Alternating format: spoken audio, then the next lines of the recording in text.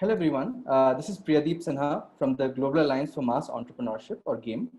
GAME, as many of you know already, is a platform for mission-aligned partners to learn and collaboratively build a mass entrepreneurship ecosystem across India. The current series, 60 Days, 60 Voices, is a knowledge series to speak with key stakeholders in the ecosystem to collaboratively enable small and micro businesses to come back to life in a post-COVID world.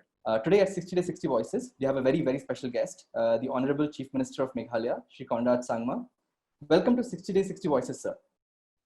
Hi, Pradeep. Thank you so much for having me over. And it's always a privilege to see you guys and to speak to you about entrepreneurship. Thank you, sir. And I know that this is a really, really busy time for you. But thank you so much, and very grateful to you for joining us here. So I'll go to my first question, which is, given the overall impact of that COVID has had on entrepreneurs and entrepreneurship in Meghalaya.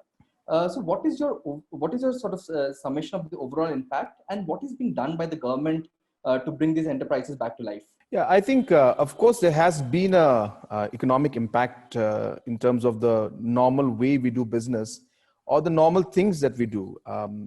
But then I think in this whole situation, as we know in entrepreneurship, it's really in the opportunity we look at. Where is the gap in the system? So I think this is the time when entrepreneurs should really come up more aggressively. And I think there'll be so many scopes and so many areas where necessities will come out, where I think opportunities will come out. So I think entrepreneurs need to step up at this point in time. And a lot of things which we used to do before need to be done differently. A lot of technology will have to come in. A lot of innovation has to come in. So I think entrepreneurs will have a very, very big role to play now. So realizing this, what we have felt is that we have done a lot of homework, as you know, in the last 2 years, to map the entrepreneurs, to push them, to have competitions for them, to have different incubation centers. We really wanted to create an ecosystem for the entrepreneurs. So I think that has helped us a lot. And now we are here ensuring that we take it to the next level. So now we have, in fact, worked on number one is that we felt that the government mindset and the government's vision and the opportunities that are there must be in line with what the entrepreneurs are doing. So it's important that the government starts to plan and create the infrastructure, the policy, and the ecosystem. So we have an economic task force, and this task force has different pillars depending on the sectors. And we are now looking at what we need to do as a government to be able to create that opportunity and the necessary policies and infrastructure for entrepreneurs to be able to take advantage for. So for example, now tourism is there. Now, a lot of people feel tourism is going to close down or, it's going to be bad for us for next few months or years. But I think in this, again, lies an opportunity. Can we provide a COVID resilient tourism model where we take advantage of these 22 million outbound tourists from India? So things like these need to be worked on. So there's an economic task force that will work with that. At the same time, we're also looking at mapping more and more entrepreneurs, mapping more and more of the business people out here. So we have started an economic survey that we're trying to do. So this is very important for us because we feel it's important to know who they are, but more importantly, to know what problems they're facing, what challenges they're facing. So there's a massive survey we have started to do. And I'm hopeful that this will again give us the necessary inputs and the database to really take things forward. So many such programs and many such schemes, which I'm sure we'll talk about as we go along. Fantastic. So I think that's a great start, and I think the economic task force has its work cut out. And I think looking at the way Meghalaya operates, in which you operate and the entire team operates, we are very sure that this will lead to a lot of very successful outcomes. And since you spoke about the different initiatives the state has taken, right? So government of Meghalaya, many of us know that has taken the initiative of having the prime hubs. The Chief Minister's eChamp challenge, right, where we saw about 100 entrepreneurs being declared as winners. There have been some budgetary allocations on entrepreneurship. So it's already a huge, focus area for the state. So as you said, being COVID resilient is super important. What is the core plan for entrepreneurship in the path forward, sir, like from a year from now or 3 years from now? Can you just repeat that? You just broke in between. Oh, so I was just saying that, given the different initiatives that the state has taken around entrepreneurship, be it the task force currently being set up, the prime hubs, the eChamp challenge that was set up, the Chief Minister's eChamp challenge. So given all of this happening, right, and the huge impetus or focus on entrepreneurship in Meghalaya, where do you see this moving forward in the next 12 months and then 3 years, 5 years, that frame, sir? What's going to happen in terms of entrepreneurship in the state moving forward? You see, I'm very, very firm on this belief that I think the states and the regions that take advantage of this situation will be able to leapfrog and really overtake in a big way. And I think seeing the global scenario also, that's what's going to happen, and it's happening to some large extent. I think it's important that states like Meghalaya and other states in the Northeast and the country must really now focus and try to see where their strengths lie. How can they provide the gaps and the necessary services or products in those gaps by applying technology and improving on what their strengths are. And I think for Meghalaya, we feel we have got our act cut out to a large extent. And I strongly feel that the entrepreneurship kind of a culture is already picking up out here. I do feel strongly that in many sectors like the agriculture sector, so we're speaking of high-end agriculture out here, of course, and the food processing sector, and sectors like tourism, and even other sectors that are there in different industries. I feel that states that take the initial initiative and are kind of first movers will benefit. And I feel Meghalaya will be able to benefit. There are many sectors, as I said, we're looking at. I feel coming next 1 year to 6 months, 1 year to the next 2-3 years, as I said, mentioned earlier today to you, that entrepreneurs will play a very, very critical role. And therefore, I hope that the entrepreneurs from Meghalaya will really be able to seize these opportunities that exist.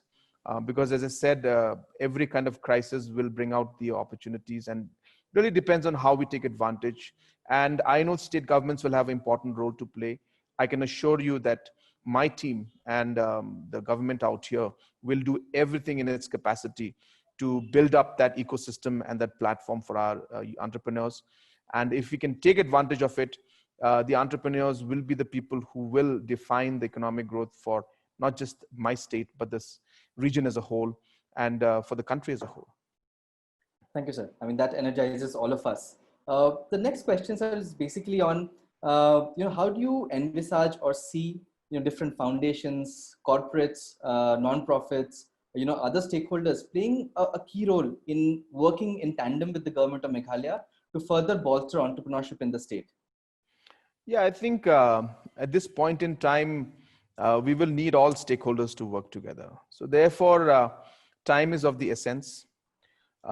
Important networks that you have are going to be very important. Certain areas of strength for the government are there, but certain areas, NGOs have a different kind of a strength. So I think at this point in time, I do see a lot of collaboration taking place between corporates and NGOs and the farmers, government. We all need to put our heads together and play our role. I'll give you an example now. Just about 2 weeks back, I had a very long video conferencing with Mr. Anand Mahindra and his team. So his team includes one NGO that he runs, and also the agriculture wing that he has, and obviously his automobile sector that he runs. So I think there's a great example of how a big corporate house and an individual with a massive network bringing together and working together with the state government that is ready to work and work in whatever policy decisions to be made can really empower the farmers out here.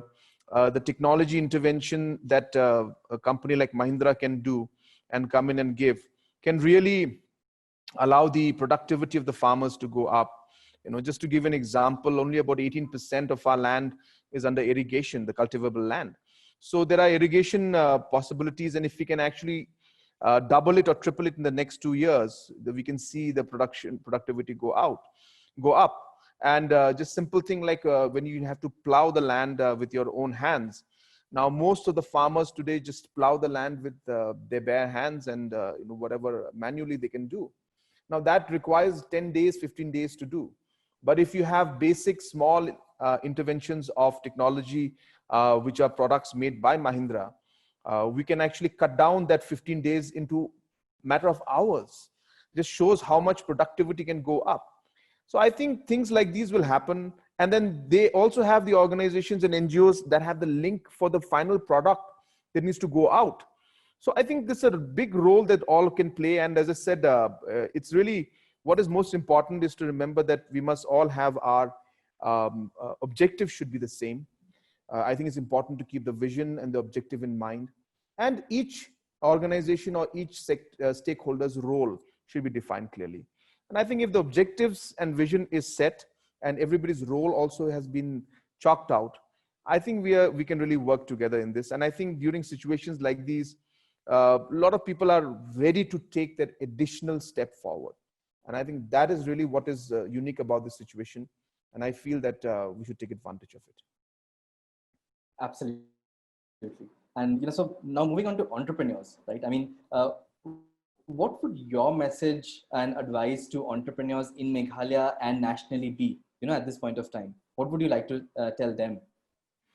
Well, first thing I would like to tell the entrepreneurs is that the first thing about entrepreneurship, or at least I believe one of the first things, is your willingness to take the risk. And sometimes, it has to be calculated, of course, but you need to be able to tell yourself that, look, I'm going to try this. And I may get through, I may not get through, but that's the kind of person I am, and I'm going to try this. That's how I started my business when I was 21 years old. And I just didn't know how things are going to go, but it was very tough for me, but I took the plunge. And I think this time, the opportunities are immense. And I think everybody will support you in situations like these. And I think maybe this might be the only way forward also for all of us. So it's not that you'll be doing something for yourself, but you'll be doing a great deal of good to society and to government and to the country as a whole.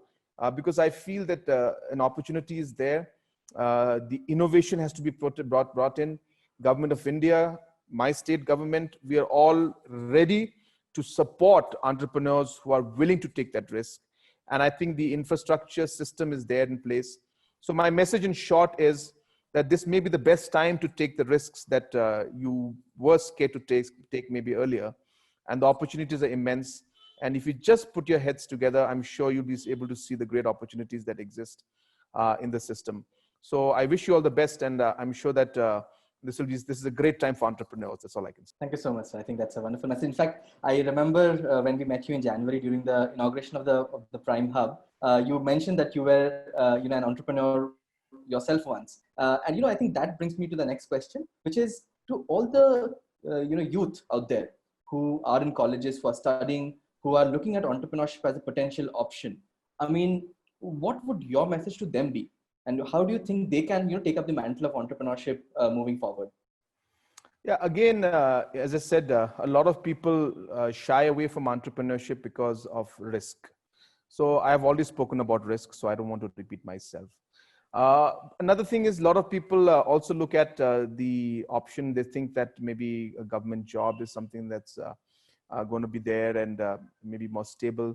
I think the matter of the fact is there are limitations now, and especially keeping in mind the kind of population we have.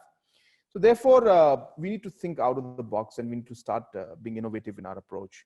And we've seen that all nations that really prosper and grow, it's not because of what the government does or does not do, but a large chunk of that has to also to do with how the private sector and mostly the entrepreneurs boost things.